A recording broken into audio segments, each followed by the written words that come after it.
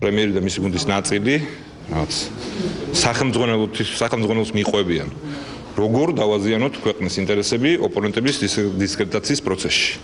თავი ნომერი 1 დავაბრალოთ საქართველოს ომის დაწყება. მაშინდელ ხელისუფლებას საქართველოს. თავი ნომერი 2 დავაბრალოთ საქართველოს ტერორიზმის მფარველობა და ბოევიკების მფარველობა. და შემდეგი თავები ალბათ არის რაღაც ქიმიური იარაღის შექმნაზე ან ბირთვული იარაღის შექმნაზე საქართველოს მხრიდან. ძალიან სამწუხაროა, რომ საქართველოს პრემიერს არ ესმის მთავარი რამ. ასეთი უპასუხისმგებლო განცხადებებით ზიანდება არა იმდენად მისი ოპონენტი სააკაშვილი ან ჩვენი გუნდი, არამედ პირდაპირ საფრთხე დგება საქართველოს ინტერესებს. იმიტომ რომ ასეთი განცხადებების შემდეგ ჩვენს არაკეთილმოსურნეს ნებისმიერს და მათ შორის ერთ-ერთ სპეციფიურს, რომელიც წლების განმავლობაში ამ უსაფუძვლო ბრალდებებს ისროდა.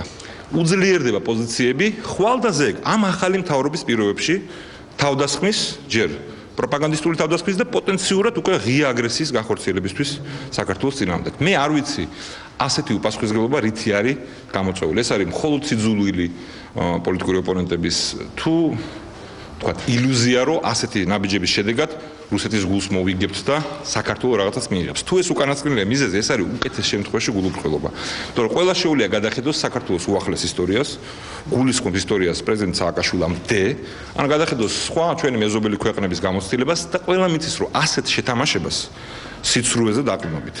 არსად არ მოუტანია კარგი შედეგი, ყველგან მოიტანა ძალიან მძიმე შედეგი. ეს ერთი. მეორე, ბატონმა პრემიერმა ისაუბრა რაღაც ცვლილებაზე ჩვენ სტრატეგიულ დოკუმენტებში რუსულ საფრთხესთან დაკავშირებით. ჯერ მინდა უთხრა, რომ ბატონ პრემიერს არაზუსტი ინფორმაცია აქვს, არც ერთ სტრატეგიულ დოკუმენტში ასეთი ცვლილება არ მომხდარა ჯერჯერობით. ესეთი დოკუმენტები არ იქნება ერთი უწყების მიერ.